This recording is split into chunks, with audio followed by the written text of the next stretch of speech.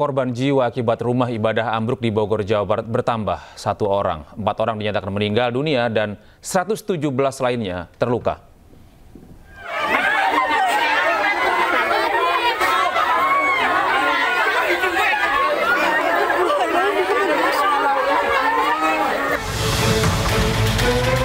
Empat orang meninggal dunia dan puluhan lainnya luka-luka setelah sebuah rumah ibadah ambruk di Desa Sukamakmur, Ciomas, Bogor, Jawa Barat.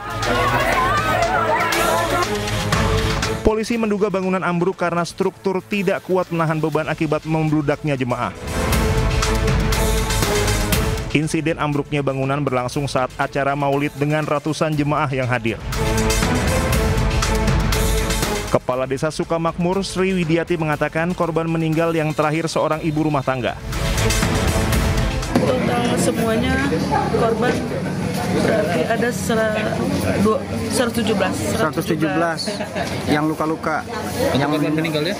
Korban meninggalnya ada 4 orang, Pak. Oh, jadi nama 1 ya? Meninggal 4 orang. Itu yang terakhir balita atau apa? Yang terakhir ibu rumah tangga.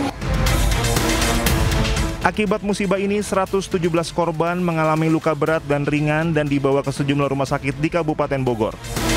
14 pasien masih dirawat di RSUD Kota Bogor. Menurut Direktur Utama RSUD Kota Bogor, Ilham Haidir, total jumlah pasien yang ditangani di rumah sakit ini mencapai 40 orang. 26 pasien telah dipulangkan dan menjalani rawat jalan, sementara 14 pasien lainnya masih dirawat. Dari Bogor, Jawa Barat, Wildan Hidayat, Andi Firmansyah, Anyus melaporkan. Ya pemirsa, sebelumnya bangunan rumah ibadah yang ambruk ternyata belum 100% dibangun oleh pengelola pesantren. Meskipun belum rampung, berbagai kegiatan sering digelar di Majelis Taklim Asy-Syobiyah ini.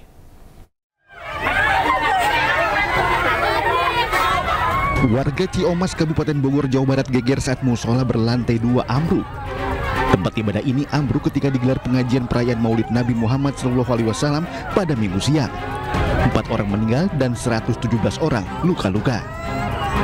Menurut kesaksian korban selamat, bangunan musola belum rampung dibangun oleh pihak pengelola pesantren. Sementara itu, musola Ciomas memang sering menggelar kegiatan serupa, tetapi kali ini merupakan pertama kali mengundang warga dari luar daerah Ciomas. Gemuruh sebentar, kita sempat ada suara gemuruh. Kayak di tembok awal itu kayak jatuh pertama, cuma kaget sebentar, habis itu langsung ambruk. Orang mau pada lari, udah cepet keluar. Kan acara maulidan, jadi kalau kata orang mah kita manggil santri yang lain dari tempat lain, ya, dari desa lain juga. Orang dari desa mana ada sini, apalagi ini majlisnya baru beres. Jadi orang-orang pada ini antusias. Oh, majelisnya masih baru itu? Masih baru 2 bulan. Baru 2 bulan? Iya. Kondisinya? Bulan jadi. Hingga Minggu sore, petugas masih mengevakuasi bangunan ambruk. Agar tidak terjadi kejadian serupa, bangunan pun dirobohkan petugas gabungan baik TNI, Polri, BPBD, dan unsur pemerintahan lainnya. Dari Bogor, Jawa Barat, Wildan Hidayat, Anyus melaporkan. Terima kasih Anda masih bersama kami di iNews Sore. Pemirsa, Presiden Prabowo Subianto merombak susunan Kabinet Merah Putih. Total ada 6 menteri baru yang dilantik, termasuk Menteri Keuangan, Menteri Haji dan Umrah. Tahun 2024, 8 September 2024. Sejumlah menteri diganti oleh Presiden Prabowo Subianto. Di antaranya adalah Menko Polkam, Menteri Keuangan, Menteri Perlindungan Pekerja Migran, Menteri Koperasi, dan Menteri Pemuda dan Olahraga. Sementara itu, Presiden juga melantik Irfan Yusuf dan Dhanil Anzar Simanjuntak sebagai Menteri dan Wakil Menteri Haji dan Umroh. Untuk posisi Menko Polkam saat ini dalam posisi ad interim dan belum ditunjuk secara definitif. Mensesnek Prasetyo Hadi mengatakan perombakan kabinet ini dilakukan berdasarkan berbagai masukan dan evaluasi.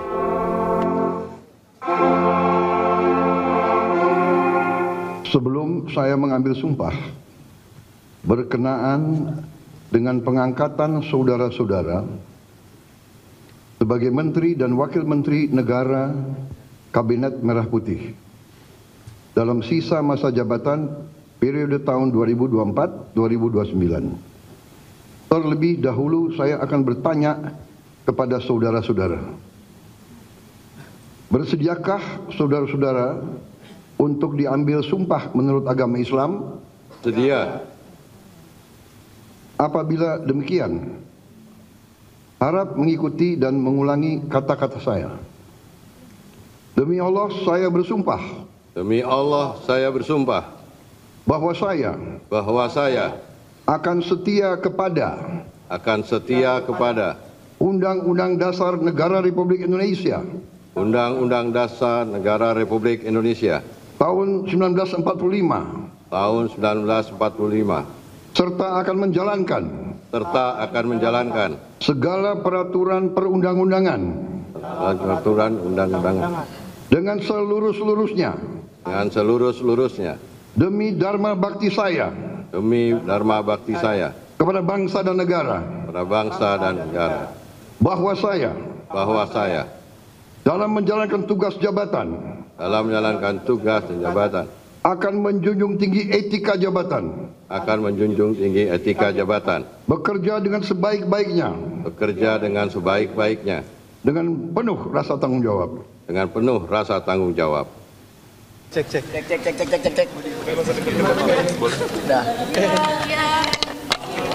Mas izin Mas yang dikit aja ya, 2 pertanyaan aja ya. Mau lanjut. Gimana tuh Mas? Yang kosong Mas. Menpora Mas. Alasan Bu Menkyu. Satu-satu dulu. Ada Menpora dan Menpora kosong Mas. Posisi kenapa Mas? Oke, pertama berkenaan dengan posisi Menteri Koordinator Politik dan Keamanan, untuk sementara waktu memang Bapak Presiden belum menunjuk secara definitif siapa yang akan beliau tugaskan menjadi Menko Polkam, sehingga untuk sementara waktu beliau akan menunjuk ad interim untuk menjabat sebagai Menko Polkam. Siapa itu Mas? Hah? Siapa Mas? Tunggu nanti diumumkan. Menhan Mas. Tunggu dulu, intinya kalau sebelum ditandatangani kan kita nggak berani menyampaikan itu. Yang kedua berkenaan dengan Menteri Pemuda dan Olahraga, jadi pengganti Menteri Pemuda dan Olahraga kebetulan posisi sedang di luar kota sehingga tidak bisa mengikuti pelantikan pada sore hari ini. Akan dijadwalkan kembali di prosesi pelantikan yang berikutnya gitu. Terkait Menkyu Mas itu kenapa udah dicopot Mas? Kenapa udah dicopot? Mengundurkan diri. Evaluasinya kenapa sih Mas sebenarnya? Menteri Keuangan. Menteri Keuangan dicopot. Ya, bukan mundur, bukan dicopot. Jadi Bapak Presiden selaku kepala negara dan kepala pemerintahan, tentunya kita semua paham bahwa beliau memiliki hak prerogatif. Maka kemudian atas evaluasi beliau memutuskan untuk melakukan perubahan formasi gitu. Berarti bukan mundur ya Mas? Berarti dipastikan bukan mundur ya Mas? Ya, soal pertimbangannya banyak lah, itu kan ininya presiden itu. Tapi ada surat tulisan dari Bu Menkyu dengan Bu Sri Mulyani mundur Mas. Berarti bukan dipastikan bukan mundur berarti Mas? Bukan atas. Pertanyaannya kenapa mundur apa enggak mundur? Bismillah itu, bismillah apa yang menjadi keputusan Bapak Presiden. Kita doakan bersama-sama semoga itu menjadi keputusan yang membawa kebaikan bagi kita semua. Mas, PDIP bakal gabung nggak abis ini Mas? Ke pemerintahan? Jauh amat itu udah. Jauh amat pertanyaannya. Oke. Mas Menko Polkam kenapa dicopot tapi belum ada penggantinya Mas?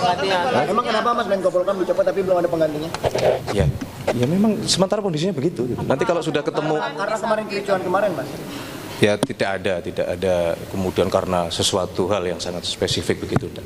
Ini kan semua bagian dari evaluasinya itu kan menyeluruh. Oke, terima kasih ya. Terima kasih ya. Komunikasi dengan Mas.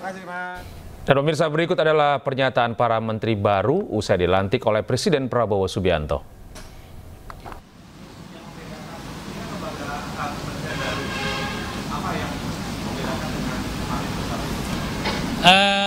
Di sini wewenangnya jauh lebih besar, dan wewenang ini tentu juga terkait dengan bagaimana kita berkoordinasi dengan teman-teman Kementerian Haji di Saudi sehingga kita bisa berbicara dengan lebih apple to apple. Ya. Insya Allah kita mengharapkan dukungan teman-teman media. Kalau ada sesuatu yang kurang beres bagi kita, tolong kami diingatkan. Haji ya, umroh bukan. Umroh itu wewenangnya dari masing-masing travel biro umroh. Oke? Anggaran tidak ada anggaran baru. Anggaran kita badan penyelenggara yang lama ditambah peralihan dari anggaran untuk bekerja, dan saya tentu karena sebelumnya menjadi wakil presiden tentu akan melanjutkan apa yang sudah kami lakukan. Saya bersama Menteri Koperasi sebelumnya Pak Budi Aristiadi, kami akan melanjutkan mulai besok kita akan gerak secepat mungkin untuk kegiatan khususnya Koperasi Desa Kelurahan Merah Putih dan juga koperasi secara umumnya. Mungkin itu yang dapat saya sampaikan. Terima kasih. Belum, Wakil Menterinya belum. Jadi nanti nunggu arahan selanjutnya untuk Wakil Menterinya. Untuk sementara belum ada. Nggak, saya nggak tahu. Itu tanya Presiden. Mungkin itu dulu ya.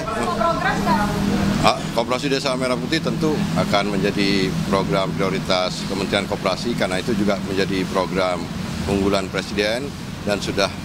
Pemirsa, berikut adalah sejumlah nama-nama menteri yang baru saja dilantik oleh Presiden Prabowo Subianto di Istana.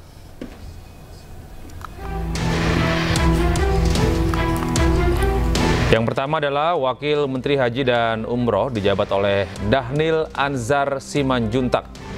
Sebelumnya, Dhanil Anzar menjabat sebagai Wakil Kepala Badan Penyelenggara Haji.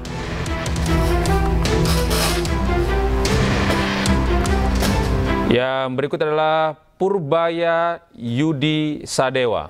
Purbaya menjabat sebagai Menteri Keuangan, menggantikan Sri Mulyani. Jabatan sebelumnya, Purbaya sebagai Ketua Dewan Komisioner Lembaga Penjamin Simpanan atau LPS.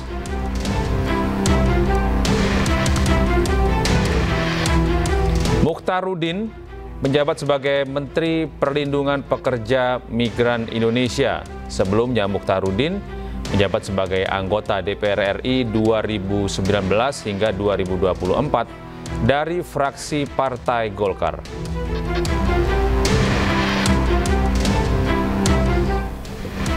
Berikutnya adalah Ferry Juliantono yang saat ini menjabat sebagai Menteri Koperasi. Ferry Juliantono sebelumnya menjabat sebagai Wakil Menteri Koperasi.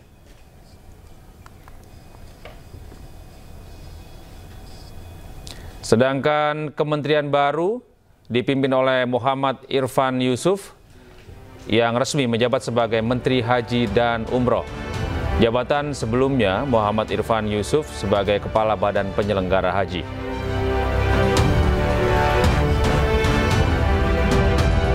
Bismillahirrahmanirrahim. Assalamualaikum warahmatullahi wabarakatuh. Selamat sore, salam sejahtera untuk kita sekalian. Shalom, Om Swastiastu, Namo Buddhaya. Terima kasih kepada rekan-rekan media yang kami hormati, kepada seluruh masyarakat Indonesia dimanapun saudara berada. Pada sore hari ini saya, Menteri Sekretaris Negara didampingi oleh Sekretaris Kabinet ingin menyampaikan beberapa hal. Yang pertama, sesuai dengan pembahasan oleh DPR berkaitan dengan rancangan undang-undang haji, maka kemudian pemerintah dan Bapak Presiden telah menandatangani pembentukan Kementerian Haji dan Umroh, sekaligus Bapak Presiden telah menandatangani keputusan Presiden tentang pengangkatan Menteri dan Wakil Menteri yang akan menjabat di Kementerian Haji dan Umroh yang rencananya akan dilakukan pelantikan pada sore hari ini. Yang kedua, atas berbagai pertimbangan, masukan, dan evaluasi yang dilakukan terus-menerus oleh Bapak Presiden, maka pada sore hari ini sekaligus Bapak Presiden memutuskan untuk melakukan perubahan susunan Kabinet Merah Putih pada beberapa jabatan kementerian. Di antaranya, yang pertama, Kementerian Koordinator Politik dan Keamanan. Yang kedua, Kementerian Keuangan. Kita beralih ke informasi dari dunia olahraga. Pemirsa, pelatih Timnas Indonesia Patrick Kluivert diprediksi akan menurunkan seluruh pemain terbaiknya dalam laga uji coba kontra Lebanon malam nanti di Stadion Gelora Bung Tomo, Surabaya.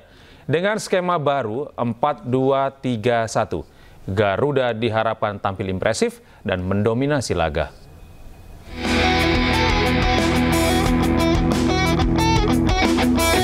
Timnas Indonesia akan menghadapi Lebanon dalam laga kedua FIFA Matchday di Stadion Gelora Bung Tomo, Surabaya, Jawa Timur malam ini.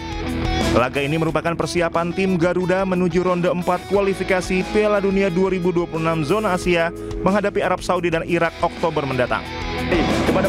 Tim besutan Patrick Kluivert memiliki modal positif usai meraih kemenangan telak 6-0 atas Taiwan. Rizky Ridho dan kawan-kawan berhasil tampil impresif dan mendominasi sepanjang jalannya pertandingan. Sejumlah variasi serangan dan penguasaan bola di lini tengah dapat ditampilkan dengan baik oleh skuad Garuda. Marco kasih chip saja bola, Sandy Walsh.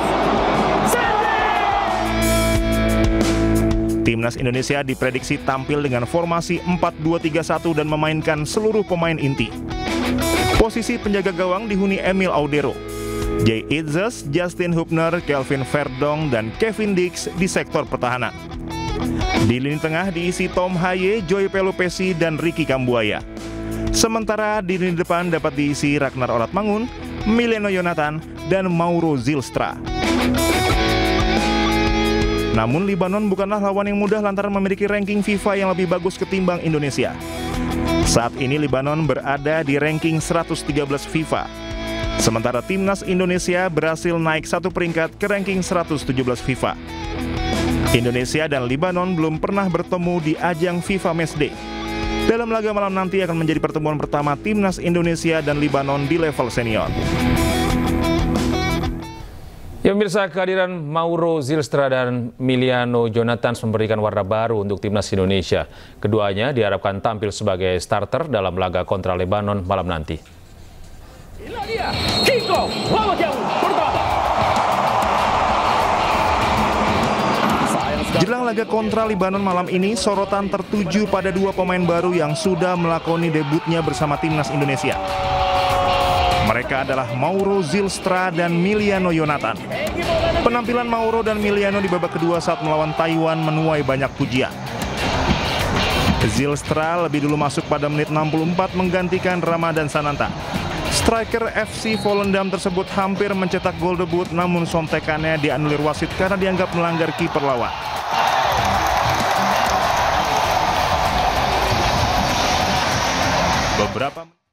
Aktivis kemanusiaan dunia yang akan berlayar menembus blokade Gaza lewat jalur laut tiba di pelabuhan Sidi Bou Said, Tunisia. Kami hadirkan informasinya usai jeda.